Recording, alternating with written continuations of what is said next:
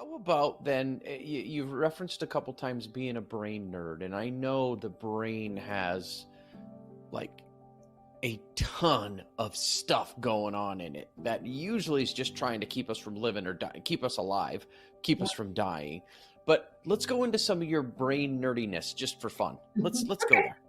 Happiness research really says that 50% of your happiness is based on your genetic wiring. So that's what's passed down through our genes from our parents and our ancestors. 10%, seems like a very small percent, is circumstances. Which means actually, as a coach, we have a lot more grit than we think. We think, oh, if I had $1 million, life would be amazing. Or you lose your job and you think, oh, the world's going to hell. My life is a mess. It's never going to recover.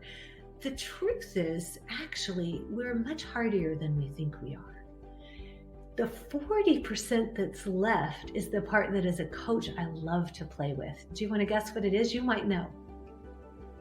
I'm going to play dumb. Go ahead. Okay, yeah. So the 40% that's left is your choice about how you show up. It's your intentional thoughts, what you choose to do with your actions, your behaviors, and your mindset. So there's a lot of 40% is huge if you think about it. There was a study, and hopefully this really rings true for your listeners, because there was a study done by Brickman Coates and Janeth Bowman, where they interviewed and measured happiness levels of people who had just won the lottery and people who were paralysis victims. And believe it or not, after a certain amount of time, the lottery winners and the paralysis victims defaulted back to what their general level of happiness was prior to those events happening, which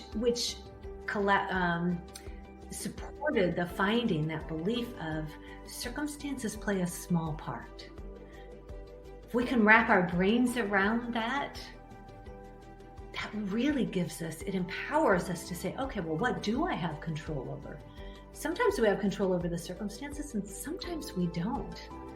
I used to not know very many millionaires or multimillionaires. Now I know a bunch, and several of them are miserable.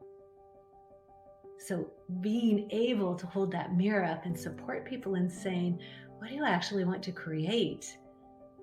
What's the point of being a millionaire if you're not going to enjoy it? It's all kind of interesting. I think the latest research I saw was, are you familiar with Maslow's hierarchy?